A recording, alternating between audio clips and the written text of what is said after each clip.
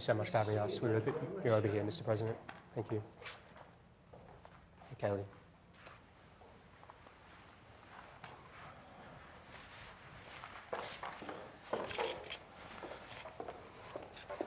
Okay. Mr. President, thank you for joining us. Thank you very much. We appreciate you taking the time. Good. And we appreciate your commitment to answer our questions. Sure. Really appreciate that.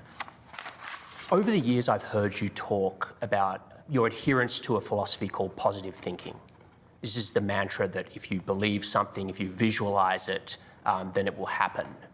To an extent. I also think in terms of the downside. Right. I've been given a lot of credit for positive thinking, but I also think about downside, because only a fool doesn't. To what extent do you think that that positive thinking mindset is suitable to handling the worst pandemic that we've seen in a century? I think you have to have a positive outlook. Otherwise, you would have nothing without a positive outlook. I think we've done an incredible job between the ventilators and stopping very infected people from China coming in, meaning putting the ban on China, which frankly nobody wanted me to do, practically nobody, because it was very early in January. Then putting the ban on Europe, not an easy thing to do. When you put a ban on Europe, that's a big thing. We would have probably lost hundreds of thousands of lives more had I not done that. And all of the experts, every one of them, not one of them wanted to do it. They thought it was too severe. 3 months later, they're all saying, I'm glad you did it. The criticism of you that is most prominent is about the communication. It's the public health experts saying that it needs to be based in reality. And they're saying that the wishful thinking and the salesmanship is just not suitable at a time when a pandemic has killed 145,000 Americans. And it's that I understand what you're saying, that people need to hear positive thinking. But, you know, for the past 5 months, it's been the virus is totally under control, and the cases have been going up and the deaths have been going up. Look. But you've been saying it's under control. Nobody knew what this thing was all about. This has never happened before. 1917, but it was a totally different, it was a flu in that case, okay? But other than 1917, there's never been anything like this. And by the way, if you watch the fake news on television, they don't even talk about it. But you know, there are 188 other countries right now that are suffering, some proportionately far greater than we are, okay? As bad as we are. Very few. Some proportionately greater than we are. Right now, Spain is having a big spike. There are tremendous problems in the world. You look at Moscow, look at what's going on with Moscow. Look at Brazil, look at these countries, what's going on. This was sent to us by China, one way or the other, and we're never gonna forget it. Believe me, we're never gonna forget it. And we were beating China at every single point. We were beating them on trade. We were making progress like nobody's ever made progress. They had, before the pandemic, they had the worst year, Jonathan, that they've had in 67 years. You know that, with the tariffs and everything else I did. We were taking in billions of dollars. I was giving some of it to the farmers. The farmers were doing well because I was targeting, they were targeting the farmers. I was targeting China. We were doing good. Then all of a sudden the game changed and I had to close it down. I closed down the greatest economy ever in history. And then I closed it down. And now we're opening it. And we saved, by the way, by closing it down, we saved millions of lives. If we would have gone the herd, and we knew very little about the disease, if we would have gone herd, we would have lost millions of people, millions of people. One person's too much. We're at 140,000 people. One person is too much. We're at 140. We would have lost millions of people. And those people that really understand it, they really understand it. They said it's incredible, the job that we've done. And again, I bring it up. Who says that? The ban, banning China from coming in. But it was already in here by the time. It was already here. Like by the time you banned China, it came in through Europe. Nobody knew the extent. Nobody knew how contagious it was. But the question is, Mr. President, maybe China knew. By June, we knew things were bad. And you know, the last time I was with you was the day before your Tulsa rally in the Oval. And, you know, you were saying big, huge crowd, it was indoors. By the way, these people, they listen to you. Excuse me, Jonathan. Yeah. We had a 19,000 seat stadium. First of all, we had 12,000 people, not 6,000, which you reported and other people reported. But you couldn't even get in. It was like an armed camp. Why would you have wanted that? Because they had 120 Black Lives Matter people. I understand, but why would you have wanted a huge crowd? Excuse me, wait. And Tulsa, well, because that area was a very good area at the time. It was an area that was Cases pretty were much stuck. over. After a month later, it started going up. That's a month later. way. But Tulsa was a very good. Oklahoma was doing very well as a state. It was almost free. It spiked a month later, month and a half, 2 months later, but it was a good area. We had a tremendous crowd. We had tremendous response. You couldn't even, it was like an armed camp. You couldn't even get through. You couldn't get anybody in. But I'm we talking had about 12,000 people. It was incorrectly reported. The other thing we had that nobody wants to talk about, so Fox broadcast it. It was the highest rating in the history of Fox television, Saturday night. It was the highest rating. Mr. My President, speech, well, wait a minute, you're saying something. Yeah. That speech was the highest rated speech in the history of Fox television on Saturday night. And nobody says that. I think you misunderstand me. I'm not criticizing your ability to draw a crowd. Are you Well, kidding me? I'm I've just covered you saying for 5 this. years. You draw massive I'm just crowds, you saying get huge this. ratings. I'm asking about the At public the time, health. and I canceled another one. I had to cancel it. We were Right. going to have a great crowd in New Hampshire, and I canceled it for the same reason. But here's the question. I've covered you for a long time. I've gone to your rallies. I've talked to your people. They love you. They listen to you. They listen to every word you say. They hang on your every word. They don't listen to me or the media or Fauci. They think we're fake news. They want to get their advice from you. And so when they hear you say everything's under control, don't worry about wearing masks, I mean, these are people, many of them are older people, What's Mr. your President. definition of control? Yeah. Under the It's giving them a false circumstances, sense of right security. now, I think it's under control. I'll tell you what. How? 1,000 Americans are dying a day. They are dying. That's true. And it is what it is. But that doesn't mean we aren't doing everything we can. It's under control as much as you can control it. This is a horrible plague that beset us. You really think this is as much as we can control? Well, 1,000 I'll tell deaths you, a day? I'd like to know if somebody, first of all, we have done a great job. We've gotten the governors everything they needed. They didn't do their job. Many of them didn't, and some of them did. Someday we'll sit down, we'll talk about the successful ones, the good ones. Look at that smile. The good ones and the bad. We had good and bad, and we had a lot in the middle. But we had some incredible governors. I could tell you right now who the great ones are and who the not-so-great ones are. But the governors do it. We gave them massive amounts of material. Mr. President, you changed your message this week in terms of you cancelled the Jacksonville Convention. You said wear a mask. You're saying, that it's going to get worse before it gets better. It's not something you like to say. I know you said that. The By big way, question... not get worse like the original flow. You understand that. But Well, I it hope will not. get It's worse. 1,000. Now, if you look, Arizona's going down. If I could just finish my question. Texas is going down, and Florida's going down. The question is, are you going to, even some of your own aides wonder whether you would stick to that message until election day, whether in a week or two you won't say, right, we've got to reopen again, we can't do this stuff anymore, that you'll get bored of talking about the virus and go back to that sort of I never cheerleading? get bored. I never get bored of talking about this. It's too big a thing. And again, So will you stick to that message? It could have been stopped by China. It should have been stopped by China, and it wasn't. But now it's here, We and have you're the it president. here. And I think I'm You're the very leader. consistent. No, this is a very serious thing. Do you think we have 140,000 people at this moment? More This is a than that. very, very Yeah. serious situation. And what you have to do is handle it the best it can be handled. And again, I'm working with the governors. I got them tremendous amounts of equipment that they would have never gotten. Jonathan, they wouldn't have equipment now if I didn't get it. When can you commit, by what date, that every American will have access to the same day testing that you get here in the White House? Well, we have great testing. We're doing, and By many what other date? people do. Let me explain the testing. We have tested more people than any other country, than all of Europe put together ×2. We have tested more people than anybody ever thought of. India has 1.4 billion people. They've done 11 million tests. We've done 55. It'll be close to 60 million tests. And, there are those that say, you can test too much. You do know that. Who says that? Oh, just read the manuals, read the books. Manuals? Read the What books. manuals? Read the books. What books? What testing does No, is sorry, it shows, wait a minute, who John, said- let me explain. What testing does, it shows cases. It shows where there may be cases. Other countries test. You know when they test? They test when somebody's sick. That's when they test. And I'm not saying they're right or wrong. Nobody's done it like we've done it. We've gotten absolutely no credit for it.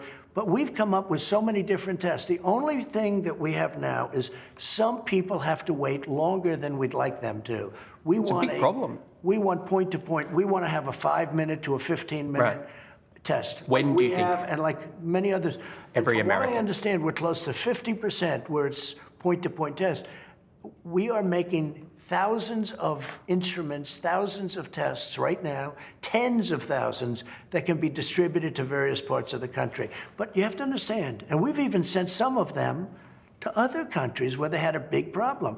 Jonathan, almost 50%, in fact, I think the number might be over, is immediate testing. The other's tough. You take a test, you have to send it to a laboratory.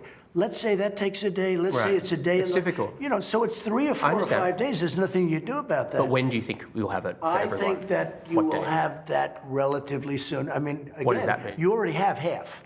Yeah.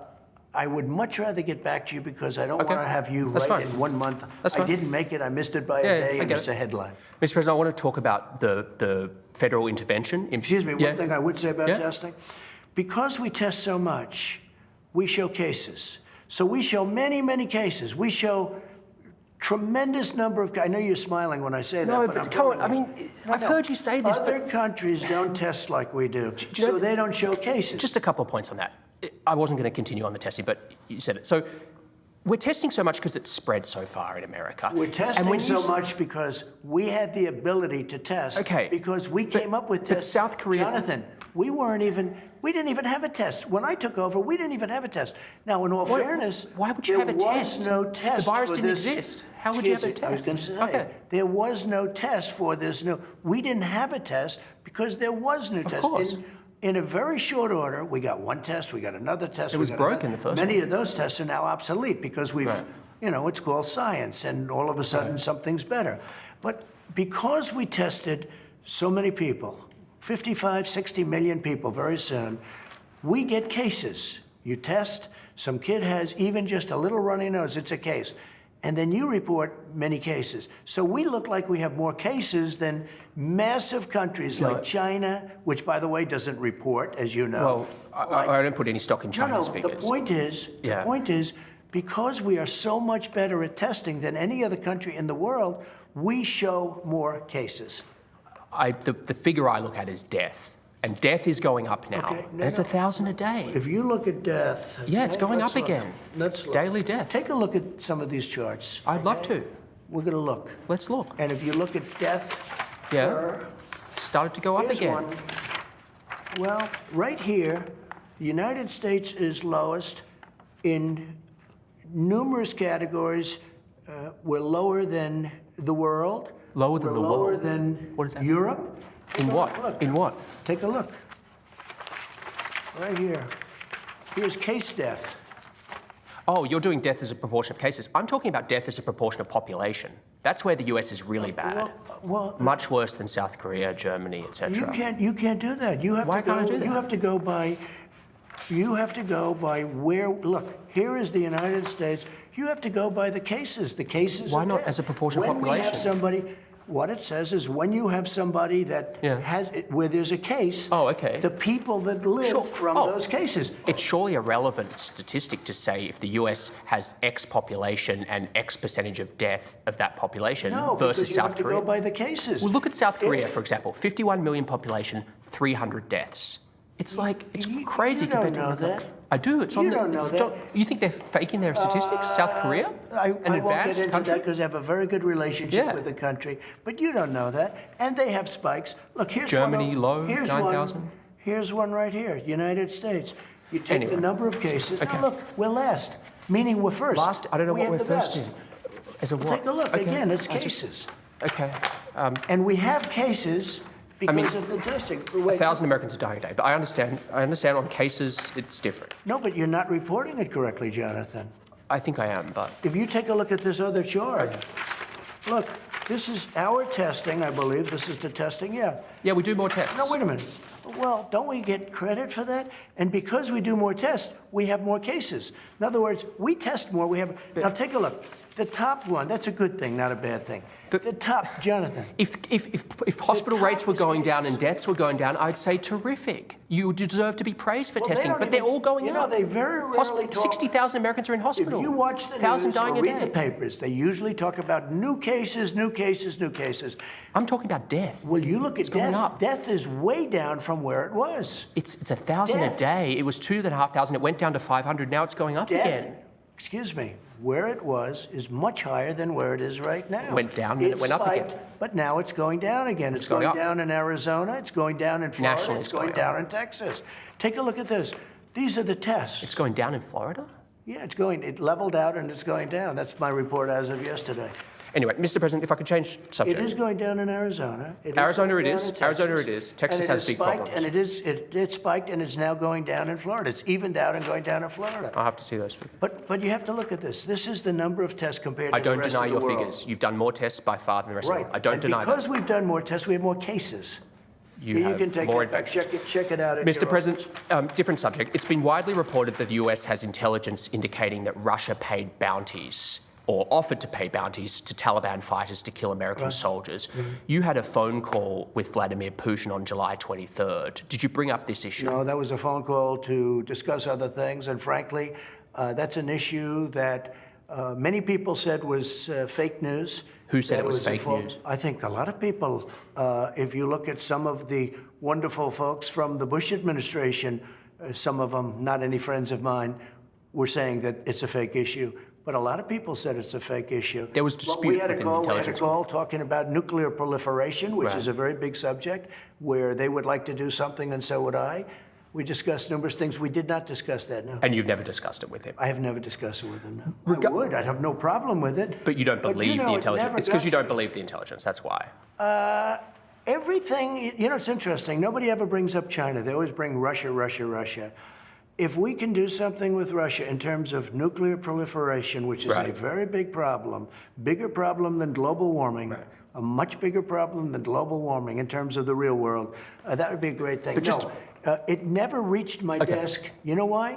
Because they didn't think it was intelligence. They didn't think it was real. It was in your written brief, though, apparently. They didn't think it was worthy of. I wouldn't mind. If it reached my desk, I would have done something about it. It never reached my desk because. Do you read your written brief? I do. I read a lot. Really? I read a lot. They like to say I don't read. I read a lot. Your daily intelligence brief? I comprehend extraordinarily well, probably better than anybody that you've interviewed in a long time. I read a lot. I spend a lot of time at meetings. Usually it's once a day or at least 2 or 3 times a week intelligence. Because this was apparently talking about India, talking about with the problems with China, talking about so many different elements of the world. The world is a very angry place. If you look all over the world, we call up, I see 22 soldiers were killed in India with China fighting over the border. It's been raging for many, many decades. And they've been fighting and back and forth. I have so many briefings on so many different countries, but this one didn't reach my desk. The reason I say this is even if you don't believe this particular piece of intelligence, and there is dispute, no doubt there is dispute in the intelligence community about it, your former, John Nicholson, former head of forces in Afghanistan, said, and this is when he was working for you, that Russia is supplying weapons to the Taliban. Isn't that enough to challenge Putin over the killings of US soldiers? Well, we supplied weapons when they were fighting Russia too. You know, when they were fighting with the Taliban in Afghanistan. It's a different era. Well, it's a different. I'm just saying, yes. But does that? How does that affect? I'm just saying we did that too. But how does that? I don't know. I didn't ask Nicholson about that. He was there for a long time. Didn't have great success because he was there before me, and then ultimately I made a change. But you surely heard that, right? I mean, it's well known in the intelligence community that they're arming the Taliban, Russia. I don't know. When you say arming, is supplying the Taliban weapons. Paying or they? Russia is supplying weapons and money to the Taliban. I have heard that, but it's never it's never reached my desk. I mean, he said it on the record when he was in. Hey, Russia doesn't want anything to do with Afghanistan. Let me just tell you about Russia. Russia used to be a thing called the Soviet Union. Because of Afghanistan, they went bankrupt. They became Russia, just so you do understand, okay? The last thing that Russia wants to do is get too much involved with Afghanistan. They tried that once. It didn't work out too well. Last question on this subject. And by the way, we're largely out of Afghanistan, as you probably know. Well, wanted to ask you about that. The US troop level in Afghanistan right now is roughly the same as it was when No, you're wrong. No. Mr. President, I'm sorry. We have to do. Okay, are you ready? No. We'll be down in a very short. It's already planned. Well, that's a different question. Let me explain. We'll be down in a very short period of time to 8,000. Then we're going to be down to 4,000. We're negotiating right now. We've been there for 19 years. I know. 19 years. But if you just let me finish my question. We'll be getting out. I understand. Look, when you came in, it was 8,800. You boosted to 14,000, and now you're back down to 8,500. We're now. My question to you. We'll be at 4,000. I'll give you the exact. Very soon. Very soon. What will be the number? Very soon? 4,000? Very soon, yes. Like how soon? I don't want to tell you that. I don't want to tell you that. It's big news. What is that? It's going down to 4,000, isn't it? No, I've always said. Well, what about Election Day? We will get largely out. On Election Day, how many American troops will be in Afghanistan? Probably anywhere from 4,000 to 5,000. That's almost as many as when you came into office. No, it's not. 8,000. We had much more. We had a lot of people over there, too. 8,800. A lot of people. Troops. And we did a good job. We wiped out ISIS. Have you thought about going down to zero? Let me just tell you what you don't say. We took out in Syria, we took out ISIS. We 100% of the caliphate. When I took over Obama, it was totally rampant. ISIS was all over the place. We took them out, we captured them, we killed them. 100%, not 99%. Right. I wanted to get out at 99. Right. Everyone said, oh, please, would you stay? I stayed. 99% was good, but 100% of the caliphate. We took out Soleimani. We took out al-Baghdadi. We took out people that nobody thought possible. Al-Baghdadi was the biggest terrorist of them all. They couldn't find him. I took him out. Soleimani, even bigger. I took him out. I've done things that no other president's done. None, I mean, fortunately, not too many. They should have never been in the Middle East. The decision to go to the Middle East and get into the Middle East was the single biggest mistake made in the history of our country. That's my opinion. You told Fox News recently that you couldn't say whether you'd accept the results of the 2020 election. What does that actually look like as the sitting president? I mean, it's unprecedented. What would that actually look like? Hillary Clinton never accepted him. She conceded on him. She still doesn't accept him, and she got that's an important very point. easily. That's an important point. She conceded on election night. Now, she grumbled about it and said all sorts of things. Grumbled? She wrote books about it. She wrote books. Don't use the word grumbled. Fine, but she wrote books about it. That's fine, but I'm just. She got beaten easily. I get it. 306 to 223. I'm not disputing you beat Hillary Clinton. That's a lot. Listen, what I'm asking is you'll be the sitting president in the White House. What does that look like? Not accepting. I'll tell you what it looks like. Are you litigating? Let me tell you what it looks like. Okay. So we have a new phenomena. It's called mail-in voting, where you send a governor.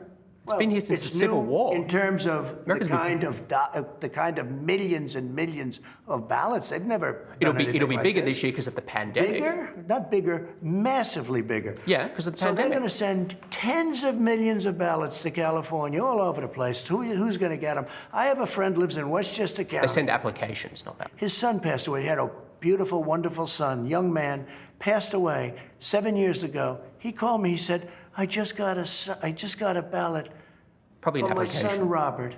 He died 7 years ago.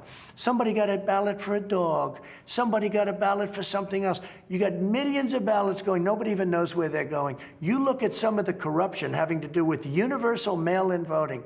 Absentee voting is okay. You have to apply. You have to go through a process. You have to apply for mail-in. Absentee voting it's the same is thing. good.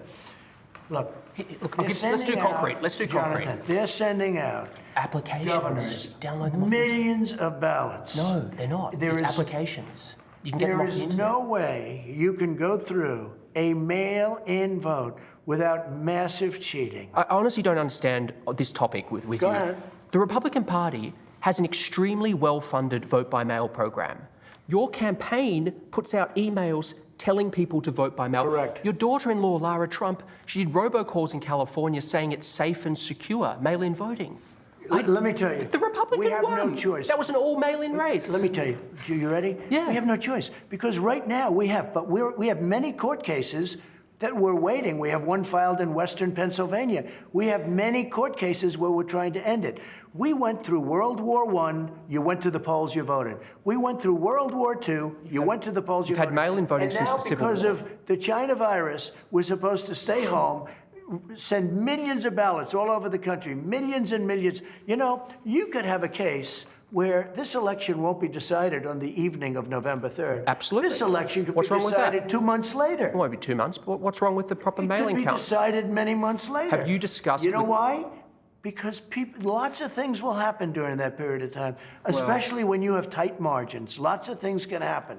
There's never been anything like this when you try. Now, of course, right now we have to live with it, but we're challenging it in many courts, You're going to as you litigate know, all over the country. Mr. President, the other day a reporter asked you about Ghislaine Maxwell. You said, quote, "I just wish her well, frankly. I've met her numerous times over the years, especially since I lived in Palm Beach, but I wish her well, whatever it is." Mr. President, Ghislaine Maxwell has been arrested on allegations of child sex trafficking. Why would you wish such a Well, first person of all, well? I don't know that, but I do know that She has. She's been arrested for that. You know her that. friend or boyfriend Epstein. was either killed or committed suicide in jail. She's now in jail. Yeah, I wish her well. I'd wish you well. I'd wish a lot of people well. Good luck. Let them prove somebody was guilty. I mean, do you know that Oh, she's so you're guilty? saying you hope she doesn't die in jail? Is that what you mean by wish her well? Her boyfriend died in jail, and people are still trying to figure out, how did it happen? Was it suicide? Was he killed?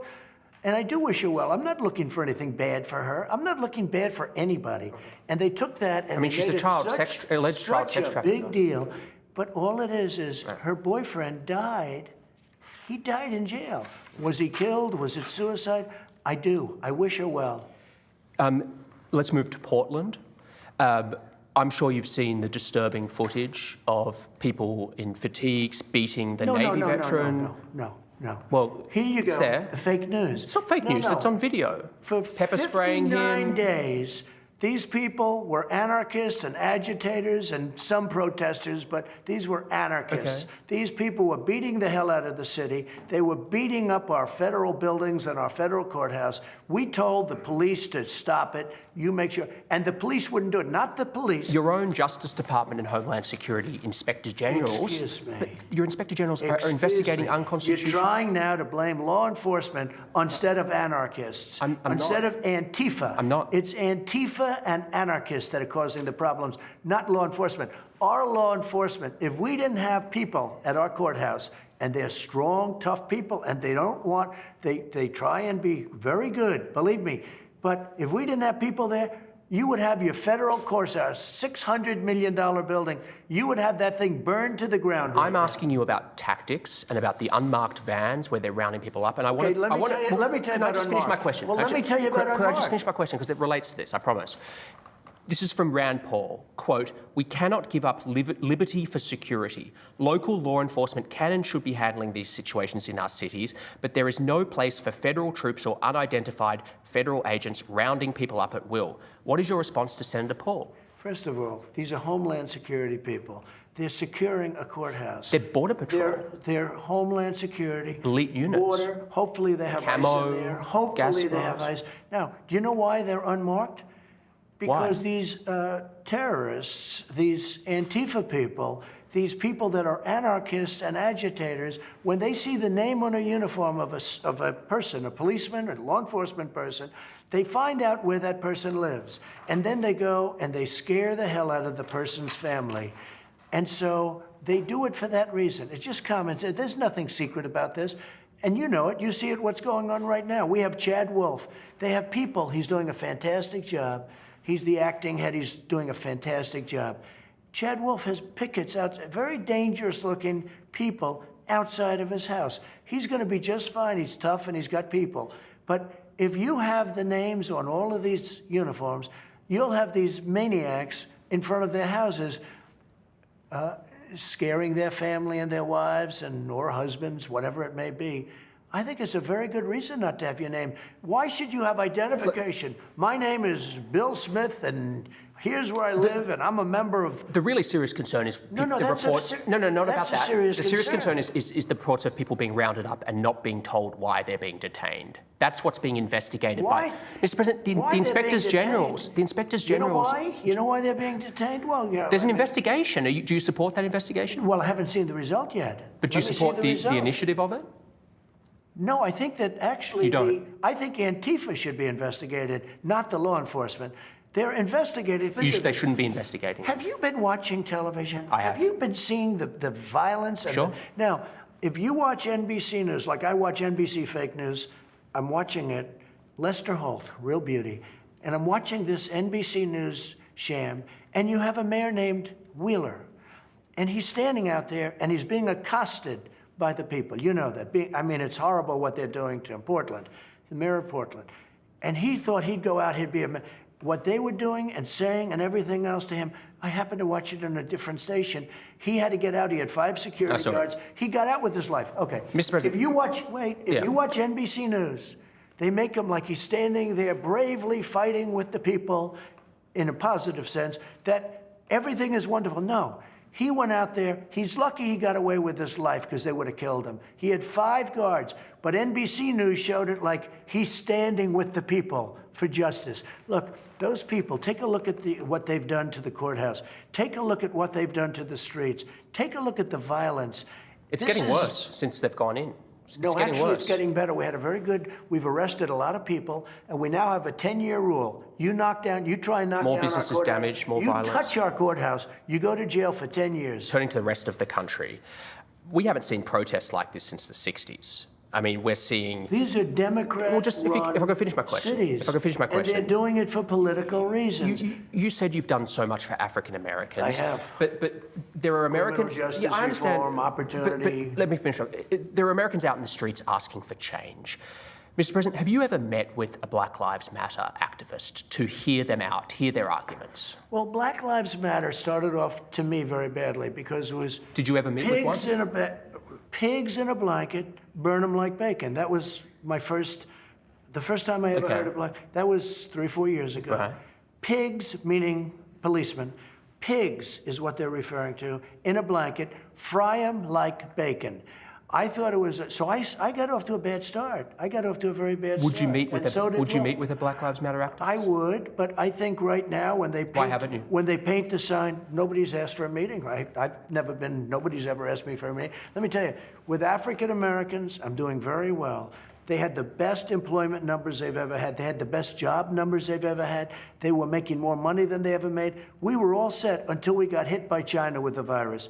Jonathan, we were becoming a very unified country. Do you believe because of success? I understand. Do you believe, though, Mr. President, that many police treat black people differently from white people? Well, I hope not. I hope not. Certainly You've seen the statistics. The knee on the neck was a disgrace, okay? Yeah. It was a disgrace. I'm talking about, what does systemic racism mean to you? I hope the answer to that question is no. Does anybody really answer that question accurately? But what about not hope? What about analysis? What's your cold-hearted view I have seen where there is a difference, and I don't want there to be a difference. I don't like that there would be a difference. But with that being said, why do you think black men are 2.5 times? White people. I know, but why do you think black in men a larger number in quantity police have killed white people? But why do you think black men are 2.5 times more likely to be killed by police than white men? That I don't know, but Why do you think I don't like it. But you must have thought about it. Why? I don't know why, but I don't like it. I do know this. Does it speak to that something police systemic? Have killed many white people also. But proportionally, what does it speak to? It speaks to something, if that's the number, you're telling me the a number. number. Okay, if that's the number, it speaks to something that to me is unacceptable. And what do you do about it then? Well, I think we've already done a lot of things. But you haven't, it still exists. Let me just tell you. No. I understand your achievements. I know what you're going to say. I'm not suggesting you haven't done a lot I've done economically. a thing called criminal justice I get it. reform. I'm just saying what changes. Your friend, President Obama couldn't get It's not my done. friend. He I'm tried, asking about that he statistic. Tried, but he couldn't get it done. I got criminal justice. I get it. I got opportunity zones. I took care of the historically black. You know, if you look at what I've done for colleges, for black colleges and universities, I got them funding. Obama never did it. I did more for the black community than anybody with the possible exception of Abraham Lincoln, whether you like it or not. People say, oh, that's interesting. You believe you did more than Lyndon Johnson, who passed the Civil Rights Act? I think I did, yeah. How? Because I got criminal possibly justice reform done. I got prison reform. Lyndon Johnson. I've done things. He passed the Civil Rights Act. How has it worked out? If you take a look at what Lyndon Johnson did. You think the Civil Rights Act was a mistake? How has it worked out? Because frankly, it took a long time.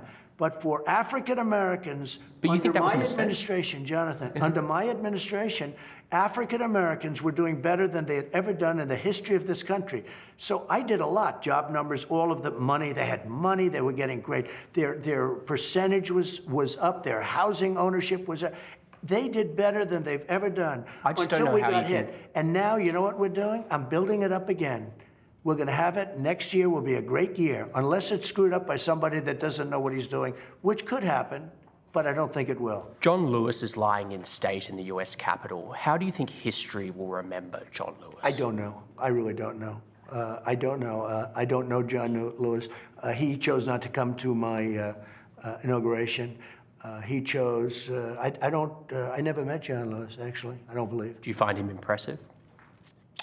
I can't say one way or the other. I find a lot of people impressive. I find many people not impressive. But no, but I didn't go. Do you find his story impressive? He didn't come to my inauguration. He didn't come to my State of the Union speeches. And that's okay. That's his right. And again, nobody has done more for black Americans than I have. I understand. He should have come. I think he made a big mistake. But taking your relationship with him out of it, do you find his story impressive, what he's done for this country? He was a person that devoted a lot of energy and a lot of heart to civil rights, but there were many others also. There's a petition to rename the Edmund Pettus Bridge in Selma, Alabama as the John Lewis Bridge. Would you support that idea? I would have no objection to it if they'd like to do it. Yeah, that's a good idea. Would have no objection to it whatsoever. Okay. Mr. President, you've been so generous with your time, and we really appreciate it. Well, thank you very much. Great honor. Thank you so much. Thank you. Okay, thank you. Thank you very much. Thank you, sir.